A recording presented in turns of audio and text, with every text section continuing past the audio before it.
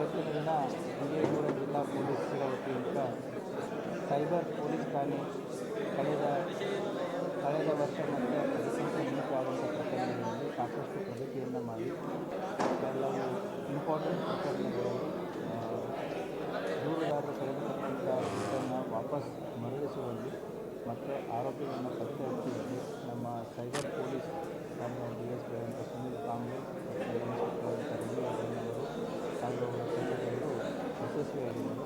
ಇದರಲ್ಲಿ ಕೆಲವೊಂದಿಷ್ಟು ಅಪರಾಧಗಳನ್ನು ಕಲೆಕ್ಟ್ ಮಾಡಿದ್ದೀವಿ. ಕಲೆಕ್ಟ್ ಮಾಡಿದ ಉದ್ದೇಶ ಏನು ಅಂತಂದರೆ ಜನ ಯಾವ್ಯಾವ ರೀತಿ ಮೋಸ ಹೋಗ್ತಾರೆ, ಯಾವ ರೀತಿ ದುಡ್ಡನ್ನು ಕಳ್ಕೊಳ್ತಾರೆ. ಸೊ ಇನ್ವೆಸ್ಟಿಗೇಷನ್ಗಳಲ್ಲೂ ಕೂಡ ಪೊಲೀಸರು ಮಾಡ್ತಾರೆ.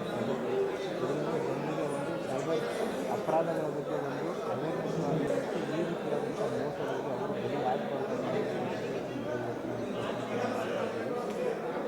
ಮೊದಲನೇ ಪ್ರಕರಣ 34/2024 ಬಂದಿದೆ. ಅದರಲ್ಲಿ ವಿಜಯಪುರನಲ್ಲಿ ವ್ಯಾಪಾರಿ ಒಬ್ಬರು ಪಕ್ಕಾ ಟ್ರೇಡಿಂಗ್ ಆ್ಯಪ್ ಅಂತಂತೇಳಿ ಟ್ರೇಡಿಂಗ್ ಅಪ್ಲಿಕೇಶನ್, ಈಗ ಆನ್ಲೈನ್ ಟ್ರೇಡಿಂಗ್ ಅಪ್ಲಿಕೇಶನ್ಸ್ ಅಂತಂದರೆ ಸಾಕಷ್ಟು ಲಿಂಕ್ಗಳು ಬರ್ತಾ ಇರ್ತಾರೆ. ಫೇಸ್ಬುಕ್ಕು, ಟ್ವಿಟರು, ಮೊಬೈಲ್ಗಳಲ್ಲಿ ಕೂಡ ಸಾಕಷ್ಟು ಲಿಂಕ್ಗಳು ಬರ್ತಾ ಇರ್ತಾರೆ. ಜನ ಏನು ಮಾಡ್ತಾರೆ, ಎಲ್ಲವೂ ಕೂಡ ಇನ್ವೆಸ್ಟ್ಮೆಂಟ್ ಆಪ್ಷನ್ ಅನ್ನೋ ರೀತಿಯಲ್ಲಿ ಅದನ್ನು ಕ್ಲಿಕ್ ಮಾಡಿಬಿಟ್ಟು ಅದರಲ್ಲಿ ರಿಟರ್ನ್ ಸಾಕಷ್ಟು ರೀತಿಯಲ್ಲಿ ಹೆಚ್ಚಿನ ಲಾಭಾಂಶದ ಆಸೆಯನ್ನು ಕೊಡ್ತೀವಿ. ಈ ಪ್ರಕಾರದಲ್ಲಿ ಶೇಕಡ 4% ನಾವು ಪ್ರಾಫಿಟನ್ನು ಕೊಡ್ತೀವಿ. ಈ ರಿಟರ್ನ್ ನಾವು dollar, oil, currency, so crypto ಕರೆನ್ಸಿಗಳಲ್ಲಿ ನಾವು ಇನ್ವೆಸ್ಟ್ಮೆಂಟ್ ಮಾಡಿದ್ರೆ ಹೆಚ್ಚಿನ ಲಾಭಾಂಶ ಬರುತ್ತೆ ಅಂತಂತೇಳಿ ನಂಬಿಸಿ ಈ ವ್ಯಕ್ತಿ ಸುಮಾರು 2,04,78,500 ರೂಪಾಯಿ ಕಳ್ಕೊಂಡಿದ್ದು. ಹಂತವಾಗಿ ಕಳ್ಕೊಂಡಿದ್ದು. ಅದರಲ್ಲಿ ಈಗಾಗಲೇ ನಾವು ಮೊದಲನೇ ಭಾಗದಲ್ಲಿ 70 ಲಕ್ಷ ಅದನ್ನು ರಿಕವರಿ ಮಾಡಿ ಕೊಟ್ಟಿದ್ದೀವಿ. ಈಗ ಎರಡನೇ ಭಾಗದಲ್ಲಿ ಅವರಿಗೆ ಸುಮಾರು 65,64,000ವನ್ನು ಮತ್ತೆ ರಿಕವರಿ ಮಾಡಿ ಅವ್ರಿಗೆ ಮರಳಿಸ್ತಾ ಇದ್ದೀವಿ.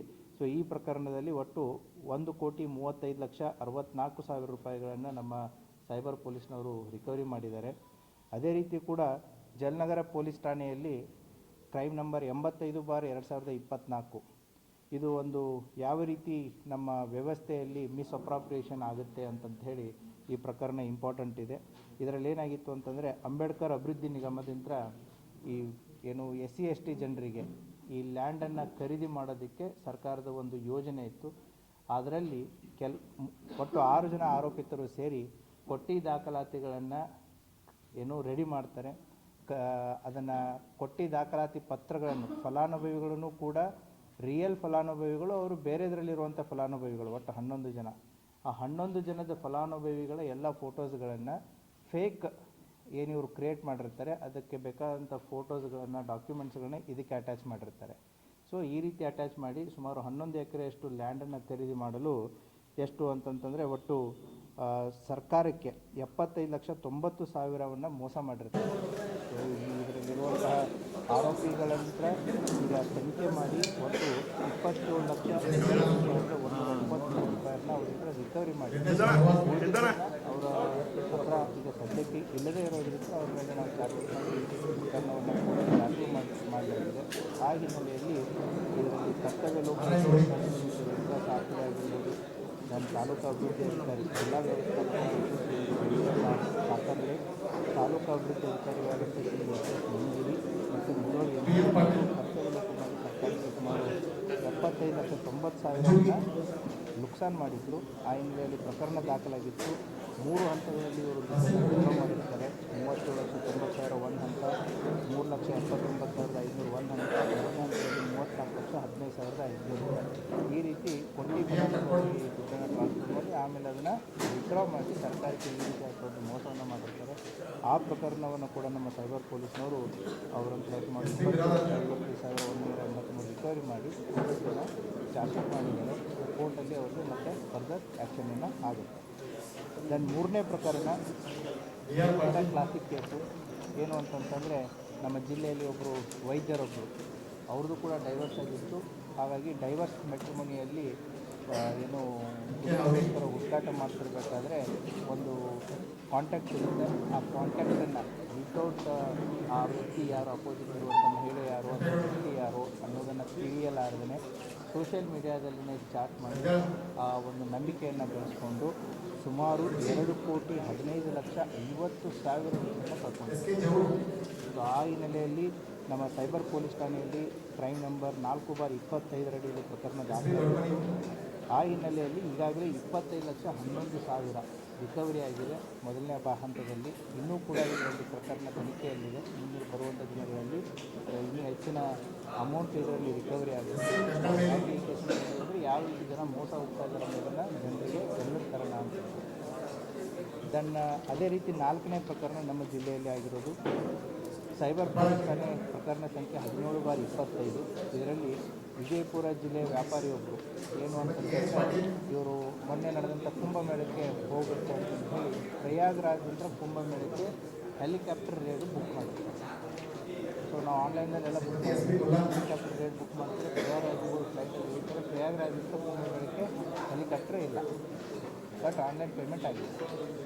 ಸೊ ಆ ಹಿನ್ನೆಲೆಯಲ್ಲಿ ಆ ವ್ಯಕ್ತಿ ಸುಮಾರು 4,50,000 ಸಂಪೂರ್ಣವಾದಂಥ ರಿಕವರಿಯನ್ನು ನಮ್ಮ ಸೈಬರ್ ಪೊಲೀಸ್ನವರು ಮಾಡಿದ್ದಾರೆ. ಇದು ಕೂಡ ಒಂದು ಇನ್ನೊಂದು 5ನೇ ಪ್ರಕರಣ ನಮ್ಮ ಜಿಲ್ಲೆಯ ವ್ಯಾಪಾರಿಯೊಬ್ಬರು, ಅವರ ಜೊತೆಗೆ ಇನ್ನೊಂದು 9 ಜನ ಏನಾಗಿದೆ ಇ-ಕಾಮ್ ಡೆಲಿವರಿ ಫ್ರಾಂಚೈಸನ್ನು ಕೊಡಿಸ್ತೀವಿ ಅಂತ ಹೇಳ್ತಾರೆ. ಇ-ಕಾಮ್ ಡೆಲಿವರಿ ಫ್ರಾಂಚೈಸ್ ಉದಾಹರಣೆಗೆ ಫ್ಲಿಪ್ಕಾರ್ಟ್ ಇರ್ಬೋದು, ಅಮೆಝಾನ್ ಇರ್ಬೋದು, ಅಥವಾ ಈ ರೀತಿ ಅಂತ ಆನ್ಲೈನ್ ಟ್ರೇಡಿಂಗ್ ಏನಿರ್ತಾವಲ್ಲ ಅವ್ರಿಗೊಂದು ಫ್ರಾಂಚೈಸ್ ಕೊಡಿಸ್ತೀವಿ ಅಂತಂತೇಳಿ ಸುಮಾರು 58 ಲಕ್ಷದಷ್ಟು ಮೋಸ ಮಾಡಿರ್ತಾರೆ. ಆ ಕೃತ್ಯ ಎಸಗಿದಂಥ ಆರೋಪಿಗಳಿಂದ ಈಗ ಸುಮಾರು 10 ಲಕ್ಷ ಈಗಾಗಲೇ ರಿಕವರಿ ಮಾಡಿ ಅವ್ರಿಗೆ ಕೊಡಲಾಗಿದೆ. ಇನ್ನೂ 12 ಲಕ್ಷ ಸೀಸ್ ಆಗಿದೆ. ಅದು ಕೋರ್ಟಲ್ಲಿ ಬಿಡುಗಡೆ ಆಗಿದೆ. ಸುಮಾರು 22 ಲಕ್ಷ ಇನ್ನೂ ಕೂಡ ಪ್ರಕರಣ ತನಿಖೆಯಲ್ಲಿದೆ. ಹೀಗೆ ವಿವಿಧ ರೀತಿಯಾದಂಥ ವಿವಿಧ ವೆರೈಟಿ ಆಗಿರುವಂಥ ಪ್ರಕರಣಗಳಲ್ಲಿ ಸುಮಾರು 5 ಪ್ರಕರಣಗಳಲ್ಲಿ ನಮ್ಮ ಸೈಬರ್ ಪೊಲೀಸ್ ಠಾಣೆಯ ಅಧಿಕಾರಿ ಮತ್ತು ಸಿಬ್ಬಂದಿಗಳು ಸುಮಾರು 1,32,32,183 ರೂಪಾಯಿಯನ್ನು ದೂರುದಾರಿಗೆ ನಡೆಸಿದ್ದಾರೆ. ಸೊ ಆ ಹಿನ್ನೆಲೆಯಲ್ಲಿ ಜಿಲ್ಲಾ ಪೊಲೀಸ್ ಪರವಾಗಿ ಅವರೆಲ್ಲರನ್ನೂ ಕೂಡ ಅಭಿನಂದನೆಗಳನ್ನು ಸಲ್ಲಿಸುತ್ತೆ. ಅದರ ಜೊತೆಗೆ ಕೂಡ ಜನರಿಗೆ ಯಾವ ರೀತಿ ತಾವು ಮೋಸ ಹೋಗಬಾರ್ದು, ಯಾವ ರೀತಿ ಪ್ರಿಕಾಷನ್ಸನ್ನು ತಾವು ತೊಗೋಬೇಕಾಗುತ್ತೆ ಅನ್ನೋದನ್ನು ಕೂಡ ಗಮನಕ್ಕೆ ತರ್ತಾ ಇದ್ದೀನಿ.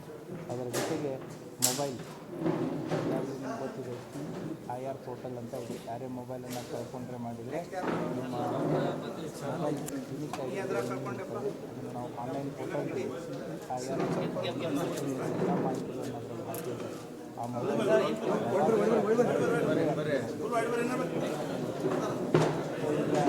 ಒಂದು ಲಾಭ ಏನು ಅಂತಂತಂದರೆ ಕಳೆದುಕೊಂಡು ಹೋದಂಥ ಮೊಬೈಲ್ ಸಿಗುವಂಥ ಸಾಧ್ಯತೆಗಳು ಜಾಸ್ತಿ ಇದೆ. ಯಾಕಂತಂದರೆ ಅದು ಮೊಬೈಲಲ್ಲಿ ಸೆಕೆಂಡ್ ಹ್ಯಾಂಡ್ ಆಗಾದರೂ ಮಾಡಲಿ ಅಥವಾ ಬೇರೆಯವರಿಗೆ ಯಾರಾದರೂ ಸೊ ಯಾವಾಗಾದರೂ ಕೂಡ ಅದು ಆ್ಯಕ್ಟಿವ್ ಆಯಿತು ಅಂದರೆ ಮಾಹಿತಿ ಬರುತ್ತೆ. ತೊಗೊಂಡವ್ನು ಕಳ್ಳನೇ ಇರಬೇಕಂತಿರಲ್ಲ, ತೊಗೊಂಡೋಗಿ ಬೇರೆಯವ್ರಿಗೆ ಸೆಕೆಂಡ್ ಪಾರ್ಟಿಗೆ ಮಾಡಿರ್ತಾರೆ, ಥರ್ಡ್ ಪಾರ್ಟಿ ಮಾಡಿರ್ತಾರೆ, ಫೋರ್ತ್ ಪಾರ್ಟಿ ಮಾಡಿರ್ತಾರೆ. ಅವ್ರು ಇನ್ನೊಸೆಂಟ್ ಅವ್ರಿಗೆ ಇದು ಯಾವಾಗ ಇದು ಕಳ್ತನ ಆಗಿರೋ ಅಥವಾ ಇದು ಮೊಬೈಲ್ ಅವರು ಇದನ್ನು ವಾಪಸ್ ಕೊಡ್ತಾರೆ. ಇದು ಒಂದು ರೀತಿ ಜನಪ್ರಿಯ ಒಂದು ಭಾಗನೇ ಪೋರ್ಟಲ್ ಅನ್ನೋದು. ಆ ಹಿನ್ನೆಲೆಯಲ್ಲಿ ಸೈಬರ್ ಪೊಲೀಸ್ ಠಾಣೆಯಲ್ಲಿ ಸುಮಾರು 10 ಮೊಬೈಲ್ಗಳನ್ನು ರಿಕವರಿ ಅವರ ವಾರದಲ್ಲಿ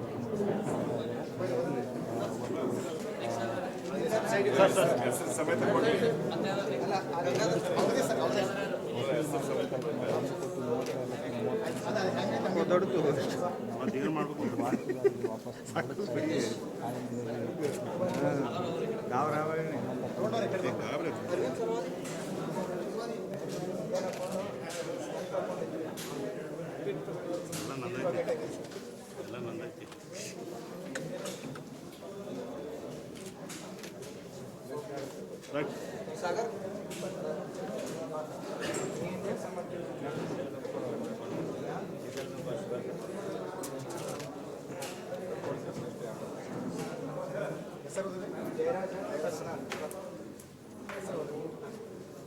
सचिन बोलना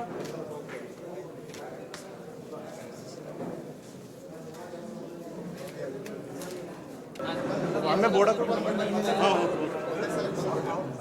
ಒಟ್ಟುಮೂಲ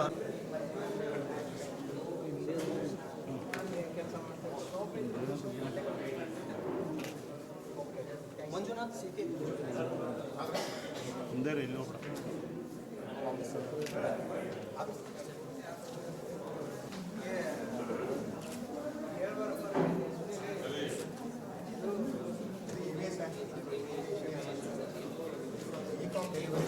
ಈ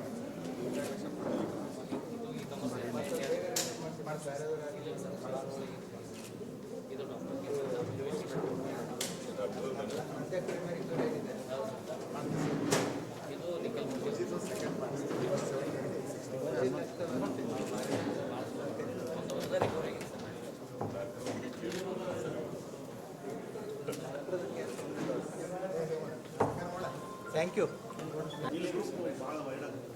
ಸರ್ ಇದೇ ವಿಷಯ